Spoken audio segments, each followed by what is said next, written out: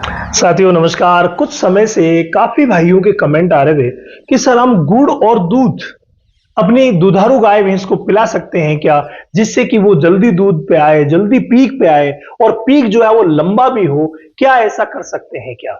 कईयों ने कहा कि हमारे देसी जो जानकार हैं उन्होंने हमें बताया है, तो क्या ऐसा कर सकते हैं क्या? आज पूरा विश्लेषण इसके ऊपर करेंगे कि आप गुड़ और दूध पिला करके किस तरीके से पीक में ला सकते हैं या किस तरीके से पीक को लंबा कर सकते हैं। देखिए, पहले हमें समझना पड़ेगा, तो समझने के लिए पहले दूध पे चलते हैं। दूध को अगर हम देखते हैं ना, भाई दूध में कैल्शियम अच्छा है, फास्फोरस अच्छा है, मैग्नीशियम अच्छा है। ये तीनों ही तत्व हमारे पशुओं को भी बहुत ज्यादा जरूरत इनकी होती है।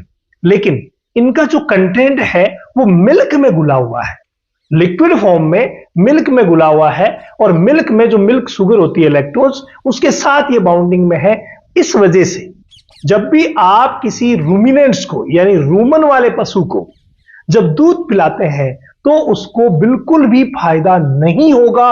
ये मान के चलिए, आपको नुकसान होगा कि दूध जो है वो जाया जाएगा, बाकी फायदा नहीं होगा। उल्टा अगर मान लीजिए कि रूमन की पीएच पहले से बढ़ी हुई है और ये जो दूध आप दे रहे हैं वो दूध अगर अंदर गया और रूमन की पीएच पहले से ज्यादा थी, उसको और ज्यादा कर देगा और आपकी दुधारू गाय भैंस बीमार हो सकती है।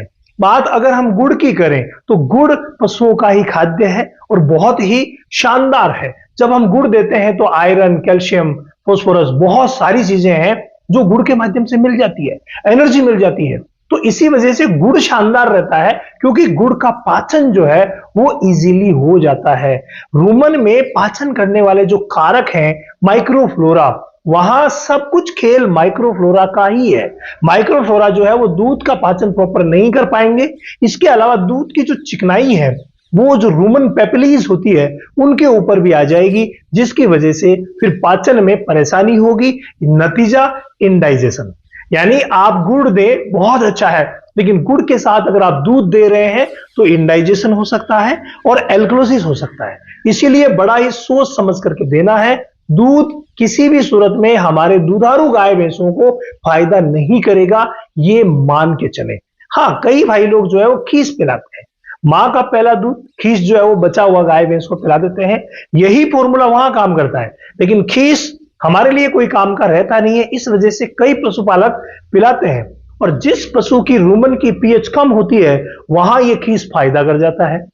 रूमन की पीएच नॉर्मल होती है वहां हल्का सा नुकसान करता है, और रूमन की पीएच पहले से ही मान लीजिए 7 से ज्यादा है, तो फिर जब आप खीस पिलाते हैं तो ये खीस नुकसान कर जाती है और कई बार तो हमें वहां जाकर के और इलाज करना पड़ता है। ऐसी नौबत भी आ जाती है। इसीलिए दूध खाद्य नहीं है पशुओं का, ये विशेष ध्यान रखिए।